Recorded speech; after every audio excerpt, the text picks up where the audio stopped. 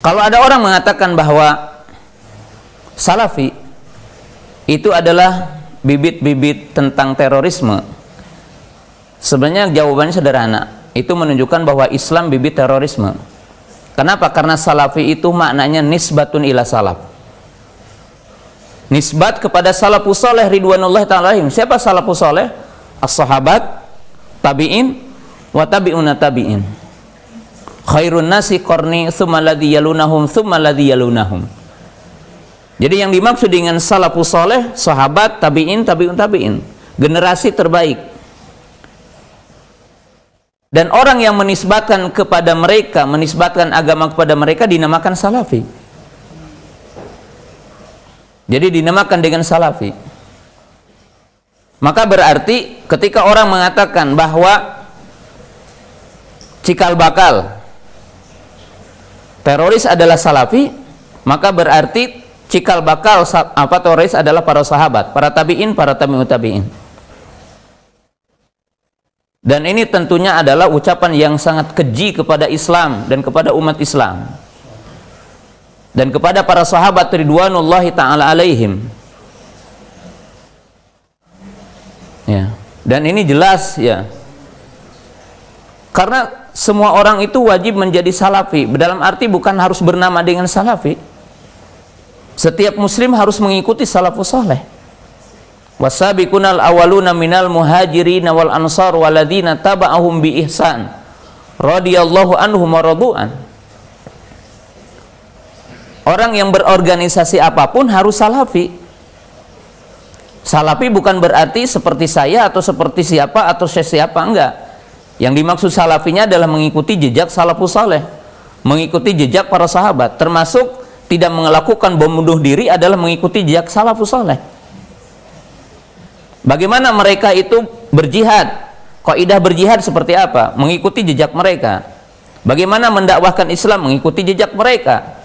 Siapa yang tidak mengikuti jejak mereka berarti tidak mengikuti Islam yang benar.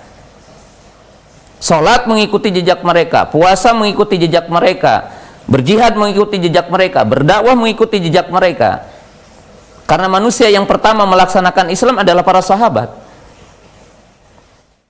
Maka saya sering sampaikan bahwa orang yang tidak mengikuti jejak salafus saleh, tidak mengikuti jejak para ulama, itu Islamnya dari iblis laknatullah.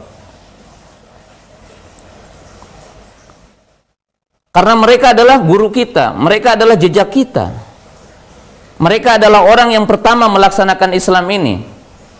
Mereka yang mencontohkan bagaimana Islam itu didakwahkan, bagaimana Islam itu diamalkan, bagaimana Islam itu disebarkan oleh mereka. Dan tidak akan sampai ke Indonesia Islam ini, dan tidak akan sampai ke dunia ini Islam tanpa kehidupan para sahabat ridwanullahi ta'ala alaihim. Dan salafi bukan berarti mengikuti Abu Qatadah atau mengikuti siapa, mengikuti syekh siapa, enggak. Mengikuti jejak salafus saleh ridwanullahi ta'ala alaihim. Dan tidak ada Islam yang tidak mengikuti jalur itu. Mengikuti jalur siapa? Imam Syafi'i. Mengikuti jalur siapa? Imam Ahmad. Mengikuti jalur siapa? Imam Malik. Mengikuti jalur siapa? Imam Abu Hanifah, Imam Auza'i, dan para ulama terdahulu. Tidak ada di antara kita yang bisa melaksanakan Islam tanpa bimbingan mereka, tanpa fikih mereka, tanpa penjelasan mereka, tanpa penjabaran mereka. Tidak ada. Kalau salah seorang di antara kita hari ini akan membaca Sahih Bukhari tanpa membaca Fathul Bari, itu sangat tidak mungkin. Kalau kita akan membaca Sahih Muslim tanpa membaca sarahnya Imam Nawawi rahimahullah ta'ala, itu sangat tidak mungkin hari ini. Bagaimana memahami hadis itu ketika mereka menggabungkan semuanya? Siapa yang mengajarkan berdakwah dengan lemah lembut para sahabat? Siapa yang melarang kekerasan para sahabat? Siapa yang mencontohkan bagaimana sabarnya para sahabat kita mendapatkan semua fitnah? Bahkan jamaah yang dirahmati Allah Subhanahu wa taala, contoh yang paling agung ketika Hajjaj ibnu Yusuf itu melakukan kezaliman, sejumlah para sahabat dibunuhnya. Lalu siapa yang paling sabar menghadapi fitnah di saat itu?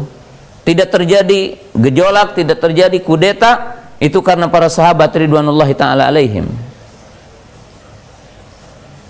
Demikian juga sisi lain, kaum muslimin pemirsa yang dirahmati Allah Subhanahu wa taala. Siapa yang mengajarkan kita agar kita sabar menghadapi pemimpin yang zalim, agar tidak melakukan kudeta, tidak melakukan pemberontakan, bahkan tidak melakukan apa yang dinamakan dengan demonstrasi. Walaupun di negara ini dibolehkan demonstrasi, tapi dalam pandangan ahli sunnah salafi tidak ada demonstrasi. Contohnya apa? Contohnya Imam Ahmad rahimahullahu ta'ala. Ketika Imam Ahmad itu dipenjara, didera, dipukul, bahkan dikatakan saking kerasnya pukulannya sampai lepas tangannya. Kemudian cemeti yang dipakai memukul Imam Ahmad itu kalau dipukulkan kepada seekor gajah, gajahnya akan terbirit-birit, saking begitu dahsyatnya. Tapi Imam Ahmad rahimahullah telah diceritakan ribuan manusia dan tidak bisa dihitung menunggu secari kertas dari Imam Ahmad rahimahullah ta'ala untuk melakukan kudeta di saat itu. Tapi apa kata Imam Ahmad rahimahullah ta'ala?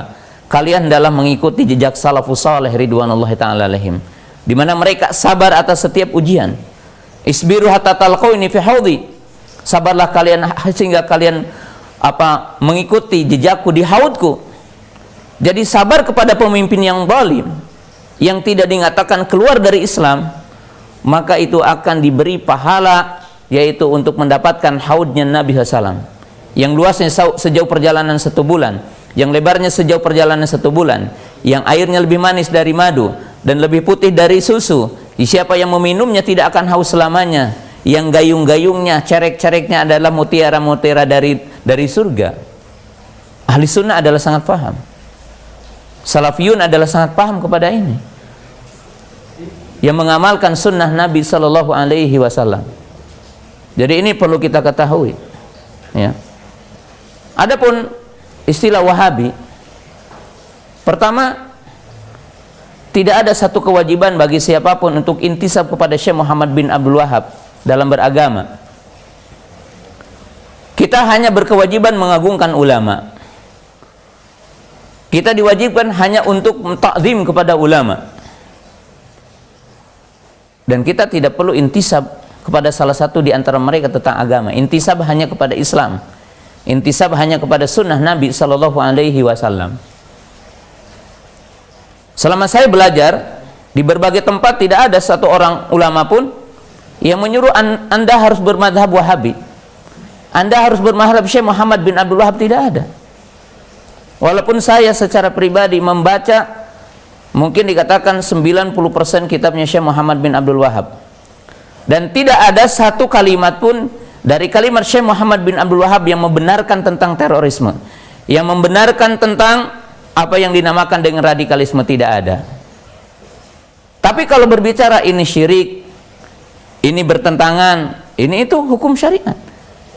Kafir syirik adalah hukum Allah, bukan hukum Syekh Muhammad bin Abdul Wahab, bukan ucapan yang dituduh orang salaf, enggak.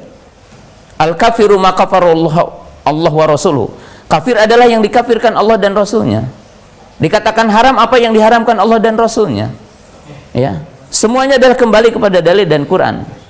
Kemudian kalimat yang terakhir, kaum muslimin pemirsa yang dirahmati Allah Ta'ala, saya merasa yakin dan berdasarkan penelitian, tidak ada di dunia yang paling berhasil, ya, memberantas tentang terorisme secanggih Saudi Arabia. Saya bersumpah, ya, di situ. Jadi kalau dikatakan Wahabi nisbat kepada Syekh Muhammad bin Abdul Wahab, ya, dan orang-orang yang mungkin dituduh dengan istilah Wahabi, kita bisa meneliti. Lihat fatwa Lajnah Daimah, lihat ulama Saudi, dari kita tahu Syekh bin Baz dan seluruh ulama, dan telah dibukukan dengan buku-buku yang begitu banyak. Jadi kalau dikatakan Syekh Muhammad bin Abdul Wahab ataupun orang yang dikatakan Wahabi, itu adalah merupakan cikal bakal dari terorisme atau radikalisme dalam arti kekerasan yang ada hari ini. maka itu sangat bertentangan dengan waki. Karena sepengalaman saya, Indonesia, maaf ya, saya mencintai Indonesia dan saya mencintai ulama Indonesia dan saya mencintai pemerintah Indonesia. Tapi kita harus jujur, penanganan terorisme dan pemberantasannya tidak secanggih Saudi. Dan apa yang terjadi di sini tidak terjadi di sana. Menunjukkan apa? Bahwa betul-betul memberasa terorismenya, bukan sekedar kita berbicara omong kosong ya, tentang terorisme ini. Ya. Karena tentunya kaum muslimin pemirsa yang dirahmati Allah Subhanahu wa taala, terorisme ini atau yang dinamakan kekerasan ini tidak ada dalam ajaran Islam. Tidak ada satu cewil pun itu, kalau dikatakan seperti itu, yang mengisyaratkan bahwa Islam membolehkan itu. Tidak ada. Makanya saya tadi katakan amalun maladinalah wala aklalahu, yaitu sebuah aksi yang dilakukan oleh orang yang tidak punya pemahaman kepada agama dan orang yang tidak memiliki akal yang sehat. Nah, bahkan saya menganggap ya, ucapan tadi adalah merupakan ucapan radikal. Ya. Dan ucapan ekstremis. Kalau mengatakan bahwa cikal bakal adalah Salafi atau Wahabi, itu adalah kalimat yang ekstremis. Ya. Kenapa ya? Berbicara dengan kedustaan, berbicara dengan tanpa fakta.